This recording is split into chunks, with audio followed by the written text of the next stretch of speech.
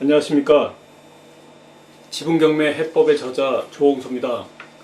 여러분들을 그 지분경매 해법 책자를 통해서 만나 뵙고요. 또 이렇게 CD 동영상 강의를 통해서 여러분들을 만나 뵙게 돼서 대단히 반갑습니다. 여러분들, 이 동영상 CD 강의는 지분경매 해법 책에 있는 그 내용 한 70% 정도 하고, 책에서 수록되지 못한 내용들 한 30% 정도를 같이 믹스해 가지고 여러분들에게 알기 쉽게, 또 혼자서도 공유지분 경매에 대해서 어떻게 하면 나 혼자서 해결해 나갈 수 있는지, 이런 모든 전반적인 것들을 맥을 잡아가면서 하나하나 알려드리겠습니다. 지금 동영상 강의 1강은 공유지분 경매란 이런 제목으로 공유지분 전체적인 내용과, 또 공유지분을 낙찰받은 후에 여러분들이 가장 공식적으로 할 수 있는 보내실 수 있는 내용 증명이라는 우편 제도를 통해서 타 공유자에게 우리의 낙찰 받은 사실과, 또 어떻게 지분을 서로 협의할 것인지에 대해서 먼저 연락을 하는 과정을 거쳐 가지고, 여러분들 1강 또 2강 3강 4강을 거쳐 1, 2, 3, 4강을 4개 강의를 통해서 소상하게 여러분들 혼자서도 공유지분 경매를 하실 수 있도록 이렇게 설명해 드리겠습니다. 먼저 책자를 잠깐 보시면요, 우리 이 책에는 6장으로, 목차 한번 보십시오. 목차에 보시면은 1장부터 6장까지 6장으로 이렇게 구성되어 있는데, 우리가 1장에 있는 내용이 결국은 공유지분 경매에 대한 소송 실무라든가 전반적인 그런 내용을 수록한 것입니다. 그래서 1, 2, 3, 4강, 앞으로 동영상 강의 8강까지 있는데요. 1, 2, 3, 4강은 거기 1장에 있는 내용들을 소송 실무를 중심으로 제가 실제 체험했던 사건을 중심으로 해가지고 설명을 드릴 것입니다. 1, 2, 3, 4장만 사실 강만 들으셔도 전체적인 맥을 잡으시면서 혼자서 낙찰 후에 처리해 나가실 수 있을 정도로 아주 상세하게 설명해 드리는 거니까, 여러분들 책과 이 동영상 CD만 듣는 것으로만으로도 여러분도 혼자서 얼마든지 재테크 하시는데 성공적으로 하실 수 있는 공유지분 경매에 들어오실 수 있게 되겠습니다. 그리고 2장에 있는 공유지분 관련 법조문 및 판례는 5강에서 설명드릴 거고요. 6강에서는 공유지분 경매의 인도명령에 대해서 설명드리고, 나머지 공유지분 경매 정리 이후에 공유토지 및 법정지상권, 또 혼자서 낙찰 후에도 소유권 이전 등기를 할 수 있는 이런 여러가지 방법들은 여러분들 나머지 7강, 8강 CD에서 이제 설명드릴 겁니다. 오늘 이제 1강 들어갈 텐데요. 우리가 하는 공유지분 경매는 특별히 소액 투자가 가능하고, 또 여러분들 갖고 있는 투자 자금, 종자죠. 투자 자금 회전율이 상당히 빠르면서 신속하게 처리할 수 있는 그런 물로서 아주 장점을 갖고 있습니다. 그래서 책 제목에 보시면은 부제목으로 소액 투자가 가능한 틈새 시장, 공유지분 경매가 경매 시장에서의 틈새 시장이다 해가지고 많은 분들이 나머지 지분권자들을 어떻게 처리하는지 잘 모르셔가지고 물건들이 깊이 대상이 이루어졌습니다. 그러나 이제 지금부터 이 동영상 CD 강의를 들으시고 또 책자를 통해서 여러분들이 충분히 숙지하신다면 부동산 경매 분야에서 공유지분 경매가 상당히 매력적으로 여러분들에게 재테크할 수 있는 방법이 될 수 있으니까 지금부터 같이 한번 살펴보겠습니다. 여러분들 부동산 경매를 하기 위해서 여러 가지 이제 공부도 하시고 책도 많이 보시게 됩니다. 특히나 이 부동산 경매 같은 경우에는 법에 관해서 많이 써 있고, 또 법을 알아야지만이 또 처리해 나갈 수 있기 때문에 공부를 많이 해보지만은 실질적으로 우리가 수익이 날 수 있는 특수물건이라고 하죠. 일종의 유치권이랄지 법정지상권, 또 우리가 지금 공부하고 있는 공유지분 경매 같은 경우에는 특히나 공부를 좀 많이 이렇게 하셔야 됩니다. 그래서 일반 경매, 부동산 경매 공부 이렇게 하신 분들은 일반 물건 낙찰 받아가지고 처리하고 명도하고 또 부동산에 그 매도했을 때 그렇게 그 수익이 나지 않는 경우가 상당히 많아요. 보통 보면은 왜 그러냐면 그 보통 좋은 지역의 다세대 주택이라든가 또 그 아파트 같은 경우에는 낙찰 가액이 상당히 높습니다. 경쟁률도 세기 때문에 그것은 처리하기가 쉽기 때문에 조금 공부하신 분들, 부동산 경매에 대해서 조금 공부하신 분들은 다 그 일반 물건 투자자뿐만이 아니고 실소유자들까지 그곳에 몰리기 때문에 한번 낙찰받기도 힘들거니와 낙찰받았다 해서 그것이 꼭 수익으로 연결되는 경우가 그다지 그렇게 높지 않습니다.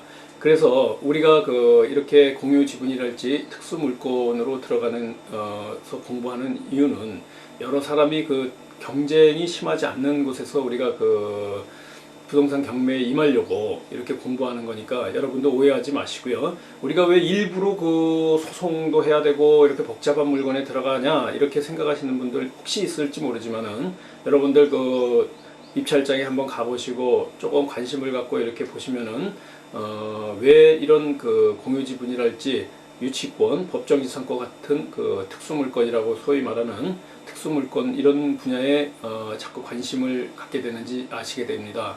그래서 우리가 그 부동산 공부 이렇게 경매 공부해 보시고 막 하신 분들 수익이 잘 안 나서 실컷 그 공부해 놓고 입찰장에 가보면은 뭐 한 번, 두 번, 세 번 이렇게 입찰을 하셔도 쉽사리 그 낙찰이 되지 않습니다. 그러다 보면 기껏 그 공부해 놓으신 그 공부 어떻게 보면은 그 이거 공부해도 되지 않는 재테크가 되지 않는 그런 부동산 경매가 아닌가 이렇게 해서 회의가 오시고 해가지고 계속적으로 그 부동산 경매를 하지 못하게 되고 또 중도에 포기하게 되고 그렇게 해가지고 또 다른 재테크 길은 없나 하시고 또 다른 곳에 기웃기웃 하시고 그러시는데 여러분들 그 확신을 가지시고요. 이 공유지분 경매는 서두에 말씀드렸지만은 소액으로 가능하고 또 회전율이 여러분들 그 투자 자금의 회전율이 상당히 빠르다는 점을 기억하시고 이 같이 공부해 나간다면은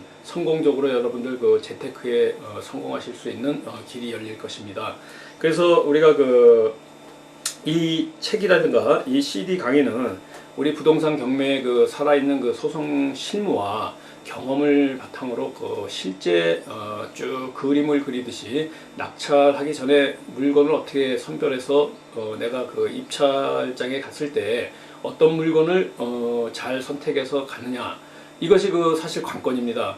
낙찰 받은 후에 어떻게 처리할 것인가를 낙찰 후에 생각하는 것은 그 상당히 무모한 일이죠.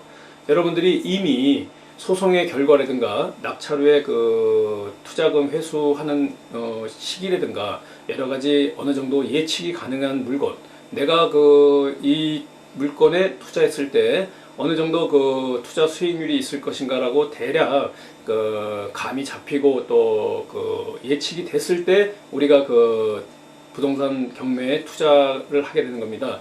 그래서 그런 그 투자하기 전에 여러분들이 충분히 예측을 하고 소송의 결과라든가 그 낙찰 후의 결과를 예측할 수 있을 정도로 그렇게 그 공부에 전념을 하신다면은 충분히 여러분들도 스스로 그런 결과, 좋은 결과를 얻을 수 있을 테니까 지금부터 그 쭉 그 책을 같이 보시면서 하나하나 공부해 나가겠습니다.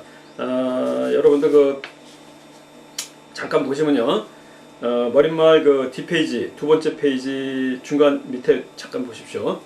우리 그 공유지분이란 것은 그 여러 사람이나 두세 사람들이 그 지분 비율대로 이렇게 그 부동산을 공유하는 그런 물건을 공유지분이라고 합니다. 그래서 그 소유권은 각자 지분 비율만큼 이렇게 갖는 건데 여러분들 그런 복잡한 물건들이 어떻게 풀어지고 어떻게 여러분들에게 그 수익으로 이렇게 다가오는지 앞으로 그 한강 한강 이렇게 드러나가면서 들으시면서 점점 여러분들도 그 같이 전문가가 돼 나가실 겁니다. 그래서 이런 물건 같은 경우에는 공유지분 부동산 같은 경우에는 그 여러 가지 제한 사항들이 있고 여러 사람들이 꺼려하는 물건이다 보니까 금융권에서 이걸 낙찰 받는다 해도 이 물건을 낙찰 받는다 해도 대출을 꺼려하고 해주지 않는 경우가 거의 맞다고 하겠습니다. 그래서 금융 대출도 되지 않는 물건을 이런 그 하자가 있는 물건에서 어떻게 수익이 나느냐, 여러 가지 의문이 있으시겠지만은 실질적으로 여러분들 그 계속 그 공부해 나가시다 보면은 어떻게 내가 낙찰을 받아서 처리하고 어떻게 수익을 얻는지 알게 되십니다. 그래서 그런 물건들을 하나하나 이제 풀어나가는 것을 이제 보실 텐데요. 우리가 그 보통 보면은 요 1강에서 설명하는 첫 번째 공식적인 그 서류가 내용 증명 보내기입니다. 그 내용 증명 보내기를 통해 가지고 여러분 그 타 공유자와 협의를 한다든가 그 지분 문제에 대해서 상의를 하려고 내용 증명을 보내는데, 그 단계에서 협의가 되지 않으면 부동산 가압류랄지 부동산 처분금지 가처분 신청을 한다든가 부당이득금 반환 청구 소송을 한다든가 공유물 분할 소송을 통해서 이런 그 간단한 소송들을 통해서 여러분들이 낙찰 후에 하나하나 해결해 나가는 겁니다. 지금 제가 그 어려운 용어 같지만은 5가지 그 공식적인 서류라든가 소장이라든가 이렇게 언급했습니다. 그 5가지를 꼭 기억해 주시고요. 지금 1강부터 4강까지 그런 내용들을 하나하나 이제 살펴보면서 여러분들에게 설명드릴 겁니다. 그래서 그런 소장들이 여러분들 작성하실 때 그렇게 어렵지 않게 책에 수록되어 있는 그 소장 양식이라든가 이런 걸 보시고 컴퓨터에 여러분들께서 소송을 해 나갈 때마다 하나하나 이름이라든가 내용 조금씩 변경을 하고 또 변형을 해가지고 여러분 것으로 만들어가지고 컴퓨터에 저장을 해서 필요하실 때 다운받아서 이렇게 사용하시면은 손쉽게 여러분들 혼자서 다 처리해 나갈 수 있을 거라고 보겠습니다. 그래서 먼저 책자를 한번 잠깐 보신다면요. 7페이지 보겠습니다. 7페이지가 내용의 가장 첫 번째인데요. 결국 요번 1강과 똑같이 1편의 공유지분이란 뭔가, 공유지분 경매란 무엇인가라고 되어 있습니다. 그래서 지분이 분명하지 아니한 경우에 민법은 각 공유자의 지분은 균등한 비율로 추정하고, 공유지분이란 것은 공유물에 대한 각 공유자의 권리를 얘기하고 소유 비율을 말하는 것으로서 공유 지분은 각 공유자 간의 합의에 의하여 또는 법률 규정에 의하여 정해진다. 이렇게 쭉 살펴보았습니다. 여러분들 공유 지분이란 것은 예를 들어서 부동산 등기부등본 각구에 보면 소유권란에 보시면은 9분의 7이다. 9분의 2. 예를 들어서 더했을 때 9분의 9가 되죠. 100%. 그래서 그렇게 소유권 비율대로 각자 갖고 있는 것을 공유 지분이라고 합니다. 그 중에서 우리가 예를 들자면 9분의 7을 부동산 경매에서 매수를 한다든가 나와 있는 9분의 2를 매수한다든가 이런 것을 공유지분 경매라고 합니다. 그래서 우리가 잠깐 민법이라는 용어가 나왔는데, 이 공유지분 경매는 민법 262조부터 민법 270조까지 9개 조문을 갖고 여러분들이 살펴보실 건데요. 이런 법이라든가 판례라든가 이런 소송 행위들이 결국은 여러분들을 재테크에서 성공적으로 나갈 수 있는 길을 열어주니까 여러분들 하나하나 상세하게 제가 설명드릴 때 숙지하시고 기억하시고, 그래서 법하고 아주 친숙하게 용어들을 여러분 다가올 수 있도록 계속 한번 공부하실 때마다 제가 반복 또 반복합니다.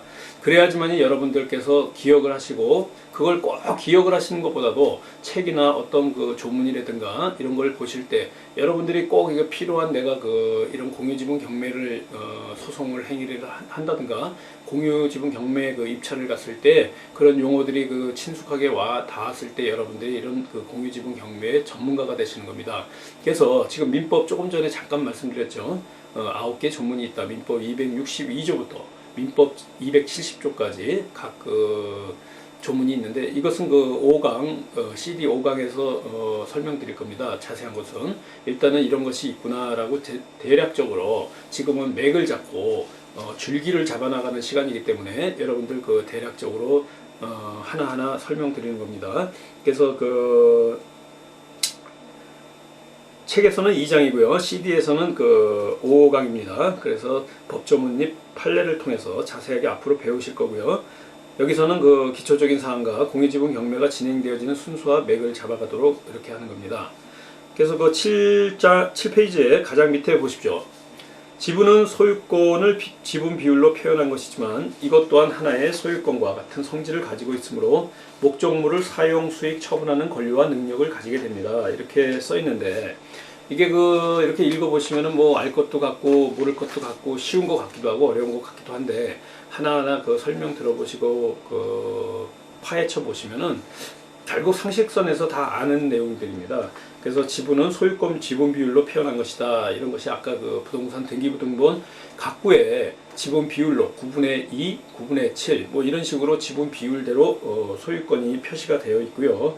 이것 또한 하나의 소유권과 같은 성질을 가지고 있기 때문에 여러분들 예를 들어서 경매에서 낙찰을 받아서 잔대금을 납부하시게 되면은 100% 온전한 물건을 사신 것과 똑같이 등기부등본에 등재하기 위해서 세금도 내셔야 되고요. 똑같이 등록세, 취득세 다 내셔야 됩니다. 그리고 시가 표준액 2천만 원 이하인 경우에 국민주택 채권을 살 필요가 없이 작은 물건이기 때문에 그런 경우에는 이제 전체 2천만 원, 시가 표준액 2천만 원 이상의 산 주택을 2천만 원 이상 산 경우에 그런 물건과 다른 점은 그거 빼고는요, 전부 같은 세금을 내야 되고요. 똑같습니다. 그렇지만은 이 부동산 목적물이라고 지금 8페이지 위에 설명드리고 있는 겁니다. 목적물을 사용, 수익, 처분하는 권리와 능력을 가지게 된다. 이런 것들이 밑에 8페이지에 보시면은 민법도 263조부터 264조, 265조를 간략하게 이제 설명을 해놨습니다. 그거 한번 좀 이따 읽어 드리고요. 그런 내용들이 서로 사용하고 수익하고 처분하는 그런 능력이나 행위가 어떻게 되는지 그런 민법 조문을 읽어보시고 숙지에 나가신다면은 요 263조하고 264조, 265조는 상당히 중요한 우리가 부동산 경매, 공유지분 경매하는 데 있어서 상당히 핵심적이고 중요한 사항입니다. 그래서 제일 먼저 이렇게 수록을 해 놓은 건데요. 여기 보시면은 보관처라고 이렇게 제가 6번째 줄 한번 보세요. 보관처라고 기억합시다. 보관처라는 게 보존행위, 관리행위, 처분행위를 말하는 두 문자로 제가 기억하기 좋게 기업법의 심상법을 이용하고 두음법을 이용해 가지고 보관처, 그게 창고라는 뜻이죠. 보관하는 장소, 보관처. 그래서 창고를 연상하시고서요, 보관처라는 법률 용어를 여러분들 이렇게 기억 안 하시면 돌았으면은 보존행위인지 관리행위인지 처분행위인지 그게 다 그거 같습니다. 그래서 기억을 잘 못하실 것 같아서 제가 저도 마찬가지로 공부하면서 이런 방법으로 공부를 하고 있습니다.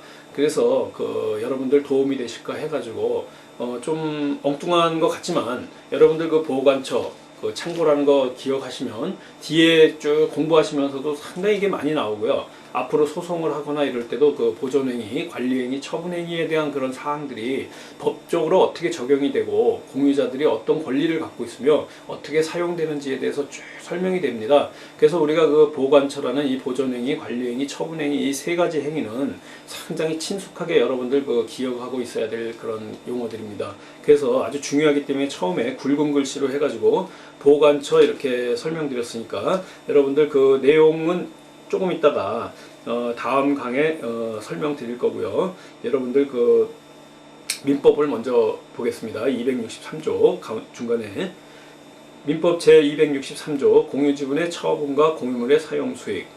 공유자는 그 지분을 처분할 수 있고 공유물 전부를 지분의 비율로 사용수익할 수 있다. 민법 264조 공유물의 처분과 변경. 공유자는 다른 공유자의 동의 없이 공유물을 처분하거나 변경하지 못한다. 민법 제265조 공유물의 관리와 보존. 공유물의 관리에 관한 사항은 공유자의 지분의 과반수로서 결정한다. 그러나 보존 행위는 각자가 할 수 있습니다.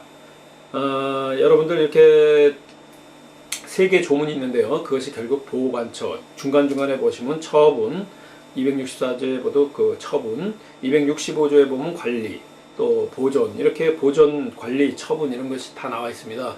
여러분들 이렇게 읽어보셔도 무슨 얘기인지는 대충 아실 겁니다. 그래서 보존행위, 관리행위, 처분행위 꼭 기억해 주시고요. 관리행위라고 그러는 것은 임대를 놓는 그런 행위를 설명하는 겁니다.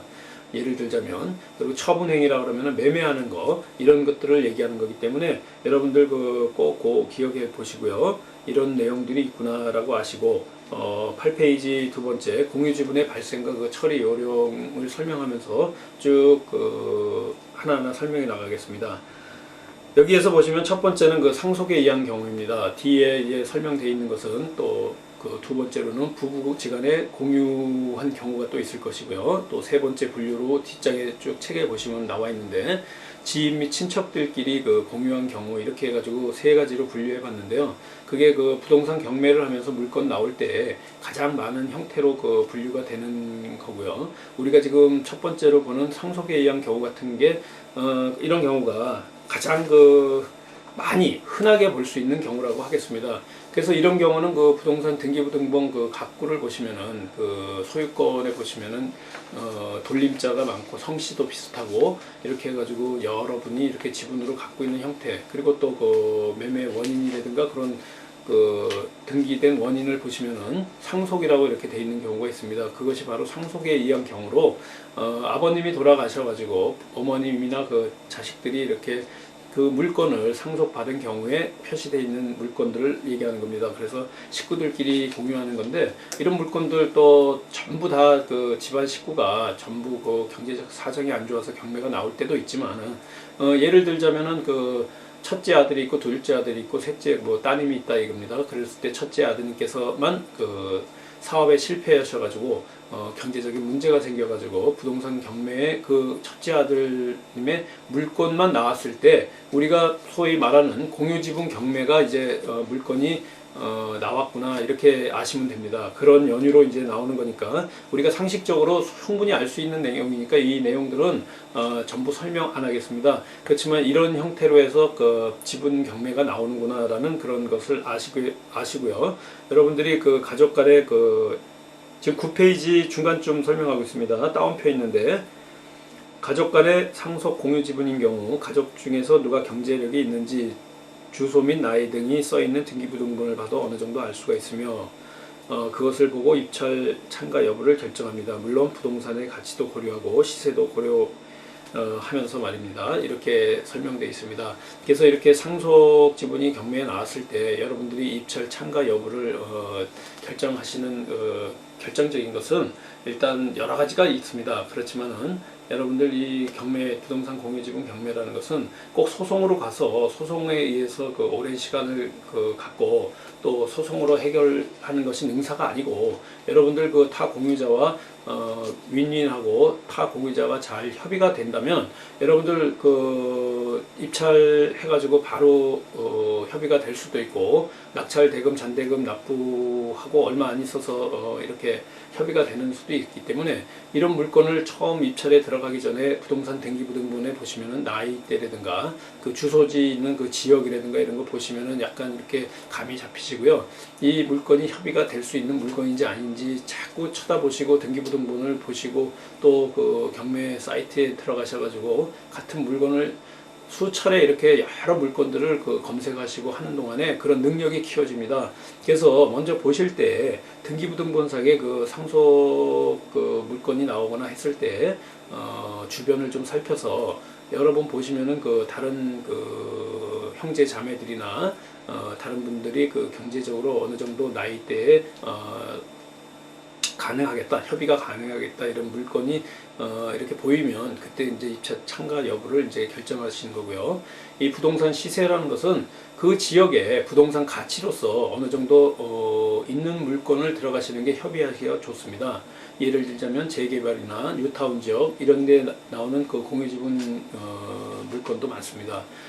또 그리고 아파트라든가 다세대 주택이라든가 이렇게 그 황금성이 좋은 그 부동산 물건이 나오게 되면은 여러분들 그 입찰 참가 여부를 결정하실 때 상당히 그 수월하게 결정하실 수 있을 거고요. 또 그 시세를 한번 봐라 하는 그 세 번째는 여러분 그 시세가 예를 들어서 그 지분의 그 비율대로 했을 때 시세가 5천만 원이다 했을 때 그 5천만 원이 그 시세와 똑같다 그러면 들어가서 협의하기 상당히 힘듭니다. 그렇기 때문에 여러분들이 이 지분 공유지분 경매를 낙찰 받으시려고 생각하실 때에는 어느 정도 그 입찰 금액이 떨어졌을 때 들어가야지 여러분들 그 협의하기가 좋지 시세와 거의 비슷할 때 그냥 산다 그런 것은 사실 그 시세와 비슷할 때는 거의 입찰자도 없습니다. 근데 나 혼자 들어가서 단독으로 물건을 가져왔다 해서 좋아하실 것이 아니고 어느 정도 그 시세와 차익이 있을 때 들어가시는 것이 상당히 유리하다 이런 거 생각하시고요. 세 가지 꼭 기억해 주십시오. 그 협의할 수 있는 그 나이대라든가 그 재력이라든가 그런 것들이 충분히 성숙되어 있는 물건인지 아니면 부동산 시세로서 가치가 있는 건지 또 그 시세가 근접한 시세인지 아니면 상당히 그 다운돼 가지고 협의가 가능한 물건인지 이런 세 가지들을 부동산 등기부 등본이라든가 여러 가지 매각 물건 명세서 관련 서류들을 이렇게 보시면서 여러분들이 자꾸 검색해 보시면은 그런 능력이 키워진다 이런 말씀을 이제 드리는 겁니다. 그리고 여러분들 그 다음 페이지 한번 보시겠습니다. 여러분들이 그 잔대금 내기 전에도 예를 들어서 이 물건 같은 경우에 그 낙찰을 받으신 후에도요 바로 여러분들한테 연락이 와서 타 공유자들이 이 물건을 좀 팔아라 아니면은 이 물건을 포기하고 나에게 그 넘겨라 이런 전화도 오기도 합니다. 그리고 또 잔대금을 내고 나서 여러분들이 그 협의를 해보기 위해서 여러분들이 가장 그 공식적으로 할 수 있는 그 행동이 여러분들 공식적으로 보낼 수 있는 서류가 결국은 그 내용 증명입니다. 여러분들 그 입찰자 입찰을 하셔가지고 타 공유자의 주소가 등기부등본에 물론 그 수록이 돼 있지만은 그 등재되어 있는 그 주소가 틀린 경우가 많습니다. 예를 들어서 상속이 오래전에 됐다든가 그 매매가 오래전에 됐다든가 이런 그 물건들은 등기부등본에 있는 그 각구에 있는 소유권의 지분 비율대로 이름과 주민등록번호가 있는데 그 밑에 그 타 공유자들의 주소가 있습니다. 근데 여러분들 그 주소가 틀린 경우가 상당히 많습니다. 그러면 어떻게 하느냐? 여러분들이 그 낙찰을 받으셔가지고 일주일 후에 그 물건의 그 매각 허가 결정이 납니다. 그러고 나면은 바로 여러분 그 경매계에 가셔서 해당 경매계에 가셔서 물건에 대한 그 서류들 열람 등사 신청을 하셔가지고 인지 500원 붙이시고 그 경매계에 가면 관련 그 서류가 비치돼 있으니까 거기에 그 여러분들 그 관계 서류들을 열람 복사할 수 있도록 그 신청서 작성하셔가지고요 법원 경매계의 그 담당 직원 사무원에게 주시면은 여러분들이 그 낙찰받은 물건의 그 경매 서류 일체를 다 받아 보셔가지고 여러분들이 그 직접 복사하셔가지고 거기에 있는 내용들을 그 기록을 하실 수도 있고 또 복사하실 수도 있습니다. 물론 복사하시는 거는 여러분들이 직접 거기 그 법원에 있는 그 복사기를 통해서 비용을 주시고 이렇게 그 복사하셔야 됩니다.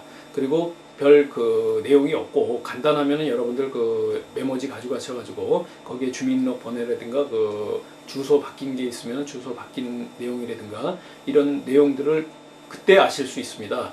그 주민등록번호 같은 경우에는 여러분들이 그 입찰에 참가했을 때 그 이해관계인이 그 전에는 이해관계인이 아니기 때문에 그냥 그 부동산 등기부등본을 그 열람하고 여러분들이 그 받아보시더라도 거기에는 그 타 공유자의 주민등록번호가 정확하게 다 등재되어 있지 않기 때문에 여러분들이 그 열람 복사 신청을 통해서 거기에 가시면은 그 타 공유자의 그 주민등록번호까지 또 채무자의 그 사항까지 전부 써 있는 것이 있기 때문에 그때 여러분들이 그 주민등록 그 주민등록 번호라든가 주소 바뀐 주소라든가 여러 가지 그 어떻게 해서 이렇게 그 경매에 나오게 됐는지 이 서류를 쭉 보시면은 그 내막을 알게 됩니다. 물론 그 서류들은 전부 그 경매를 신청한 그 물건에 채권자들이 경매를 신청할 때 내놓은 서류들이고 그때 법원과 채무자, 채권자들끼리 왔다 갔다 했던 그 서류들 송달했던 내역들 이런 것들이 전부 있으니까 한번 경험 삼아서라도 꼭 가셔서 낙찰 받은 후에 열람 복사하셔가지고 그 내용을 아시고 바로 그 오시면은 그 거기에 여러분들 다음 소속 혹시 협의가 잘 되지 않아서 그 소송에 가는 경우에 여러분들이 그 이런 공식적인 내용 증명 서류를 통해서 그분들하고 그 증거로 사용할 수 있게 여러분들이 그때 공식적으로 내용 증명을 보내는 겁니다. 그래서 우리가 잠깐 책을 통해서 내용 증명을 살펴보겠습니다. 다른 거는 그 위에 다 설명드렸고요. 11페이지 한번 보실까요? 중간에 A번에 내용 증명 보내기라고 되어 있습니다. 이 내용 증명은 우체국을 통해서 여러분들이 그 공적으로 증명해주는 제도입니다. 물론 이게 편지를 얘기하는 거예요. 편지를 이제 어렵게 내용 증명이라고 해가지고 우체국에서 공적으로 증명을 해주기 때문에 이 증명된 서류를 갖고 증거 서류로 해서 나는 그 타 공유자에게 이렇게 협의하기 위해서 보냈다.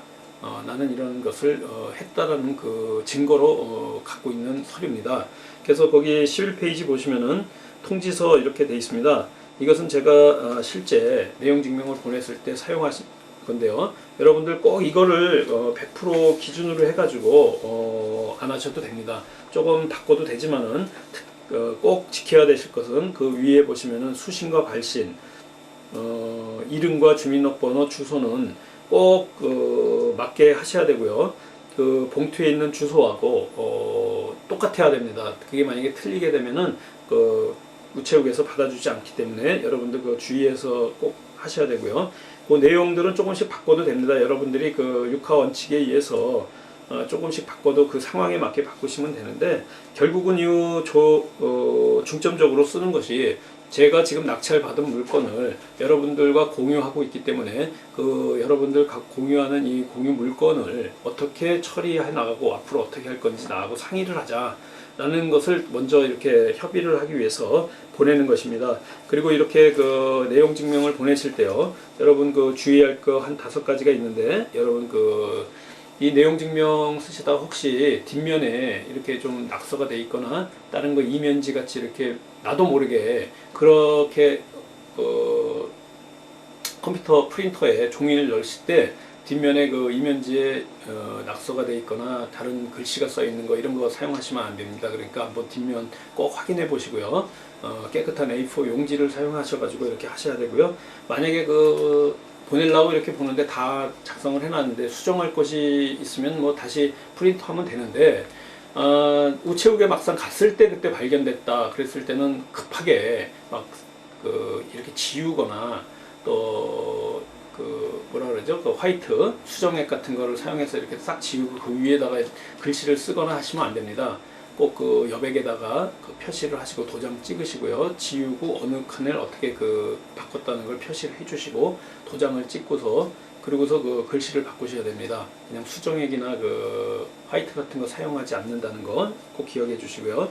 여러분들 그 내용 증명 그 내용이 좀 복잡하고 좀 길게 이렇게 소상하게 쓰다 보면 2장, 3장 이렇게 넘어갈 수가 있습니다. 물론 간략하게 하시는 게 좋은데요. 2장 이상이 됐을 때는 첫째 장과 둘째 장 사이에 반 접어가지고 도장 찍는 거, 간인이라고 하죠. 그 간인 꼭 해주시기 바랍니다. 그래서 그거 잊지 마시고요. 또 4번째는 여러분들 그 2장으로 넘어가면요, 1장일 때 내용 증명의 그 우편 요금하고 2장일 때는 좀 다릅니다. 그렇기 때문에 여러분들께서 2장이 만약에 되면 한 장당 그 500원이 추가가 된다, 요금이 추가가 된다 이렇게 아시고요. 그걸 감안해 가지고 이렇게 쓰시는 게 좋겠고요. 꼭 이 내용 증명 우편 같은 경우에는 본인이 안 가셔도 그 주소라든가 그게 정확하게 봉투하고 맞으면요, 그 접수를 받아주니까 여러분들 바쁘시거나 그럴 때는 직원들을 통해서, 여러분들 그 식구들을 통해서, 가족들을 통해서 이렇게 하셔도 되겠습니다. 그래서 여러분 보시면은 쭉 12페이지 보십시오. 그렇게 해서 간단하게 이렇게 써가지고 원만하게 조속한 시간에 원만하게 타협되길 바라니까 연락을 바란다 해가지고 전화번호도 적어놨고요. 또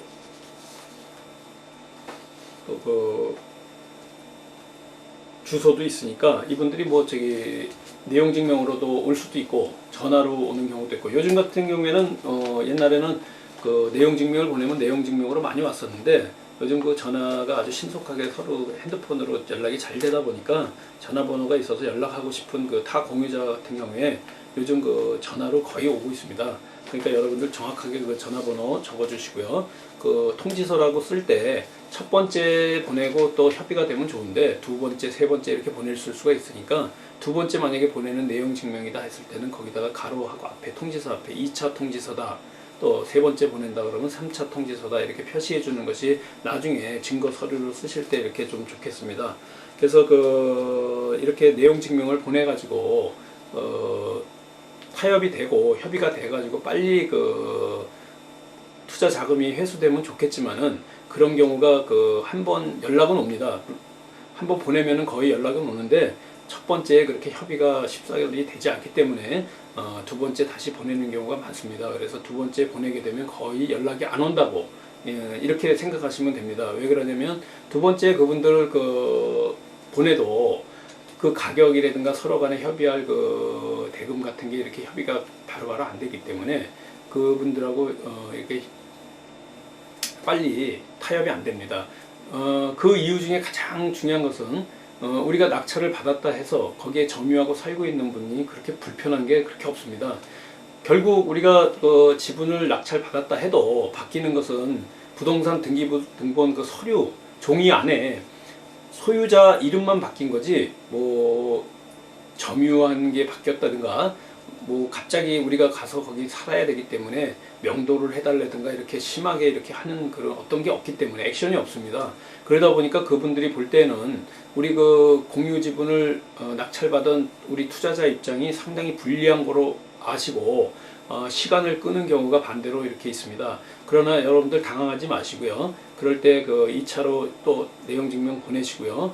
이제 협의가 잘 안 되는구나 이렇게 약간 판단이 되시면 2강, 3강, 4강에 걸쳐서 소송 준비를 하시는 그런 절차라든가 소송장은 어떻게 쓰고 부동산 가압류 신청은 어떻게 하고 부동산 처분 금지 가처분 신청은 어떻게 하는지, 그래서 이제 그때 소송에 들어가기 위해서 우리가 소송 이런 얘기가 자꾸 나오는 겁니다. 근데 가장 좋은 것은 서로 간에 협의를 해가지고 원만한 선에서 서로 타협을 하는 게 가장 좋고요. 이 공유지분 경매를 한다 해서 내가 칼자루를 잡고 있다 해가지고 요번 기회에 타 공유자를 한번 괴롭혀보자. 예를 들어서 소송이란 걸 내가 잘 아니까 그 사람들에게 내가 원하는 금액을 한번 마음껏 불러보자. 뭐 이런 식의 마음을 가진다 그러면 상당히 바람직하지 않습니다.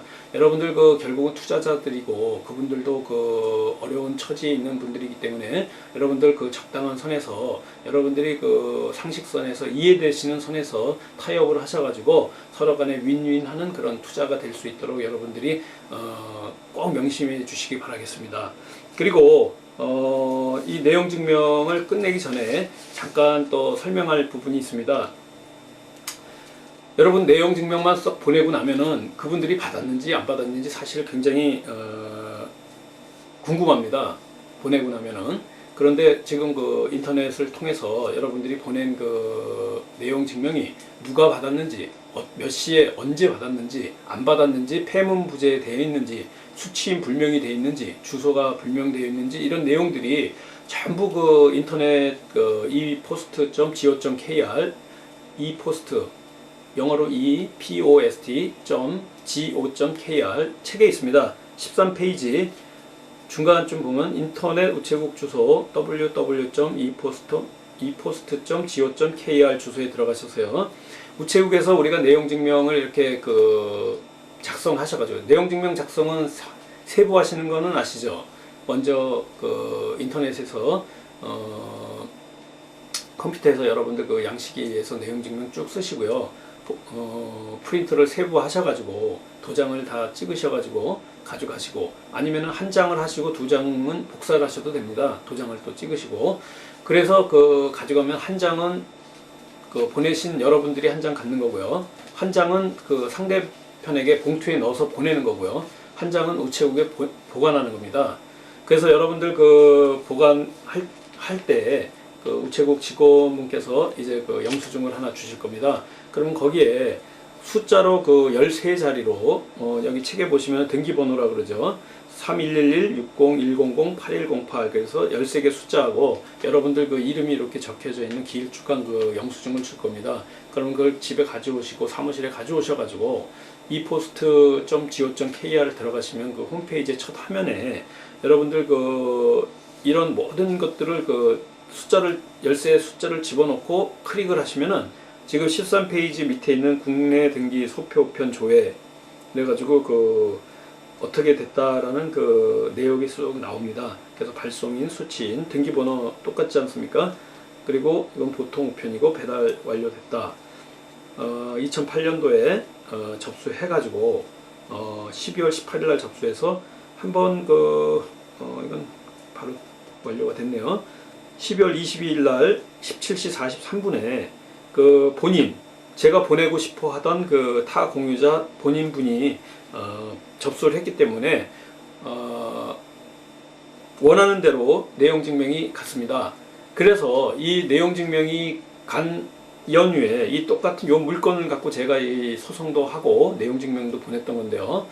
이 내용 증명 보내고 며칠 후에 연락이 왔었습니다. 그래서 제 전화번호로 내용 증명으로 온 것이 아니고 아까도 말씀드린 것 같이 제 핸드폰 번호로 적어놨기 때문에 그 번호로 연락이 와가지고 서로 어디서 만나자 이렇게 해가지고 대화 중에 만나기로 해서 그 법원 앞에서 만나기로 했습니다. 그래서 만나가지고 협의가 될 듯 말 듯 하다가 협의가 잘 안 되고 서로 한 일주일 정도 시간을 갖고 생각을 하자 해가지고 했는데 일주일 후에 그 전화를 해보고 했을 때 그 협의가 완전히 안 돼서 법으로 하라 뭐 이런 얘기가 왔다 갔다 했습니다. 그래서 그 다음에 법으로 진행이 됐었습니다.